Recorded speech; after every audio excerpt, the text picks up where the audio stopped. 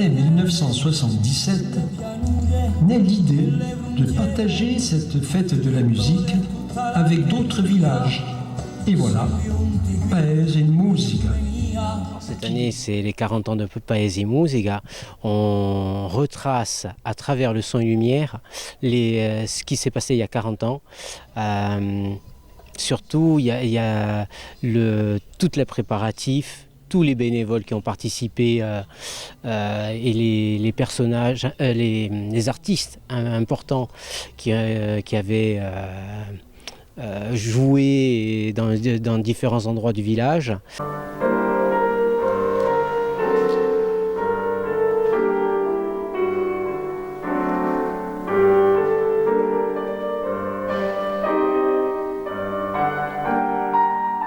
Là, on vient d'avoir un concert d'abord de l'école du Timpano, qui est un très très beau concert des enfants et tout. Et ensuite, on a eu un concert par Vincent Dubois, qui est organiste de Notre-Dame de Paris. Et vraiment magnifique. Et demain, nous continuons, demain 18, nous continuons avec la chorale Anan, la Fracade. Et ensuite, toujours évidemment, ce soir comme demain soir, le son et lumière. Et on termine un concert organisé, surtout offert par la municipalité de Corbar, et qui se passe toujours au même endroit, toujours sur le champ en face de l'église, sur la place de l'église. En 1979, vient le tour de Corbar pour ces Paese in Musica. Une ambiance festive est imaginée à travers une décoration tout en lumière.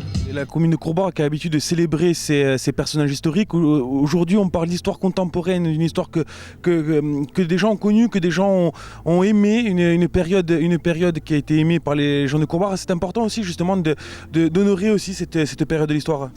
Bien sûr, donc depuis donc c'est le 11e Son et Lumière, et donc effectivement il y a eu la rétrospective de personnages emblématiques de notre commune, Davia, Franceschini, l'histoire du couvent aussi,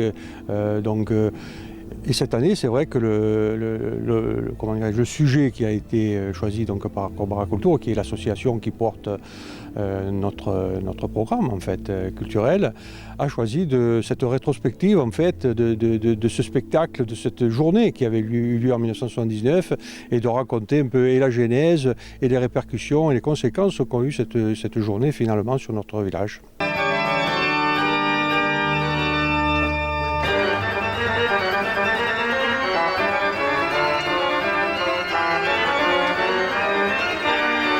Et des conséquences même au niveau national et mondial avec la création plus tard de la fête de la musique. Voilà, tout à fait. Je dirais qui était à l'origine un peu de l'instigateur, on dira, de cette journée en 1979, Maurice Fleuret, qui est malheureusement décédé aujourd'hui, avait été celui qui ensuite a porté un peu le principe de la fête de la musique, qui avait été donc instauré par Jacques Lang, alors ministre de la Culture.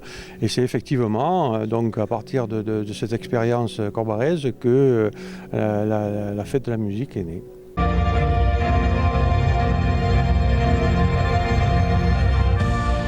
ans après, en 1999, pour rappeler ce moment intense, un Paese in Musica a rassemblé tous les Corbarais qui ont préparé et fleuri le village. 3000 spectateurs ont vécu à nouveau une promenade concert à travers le village.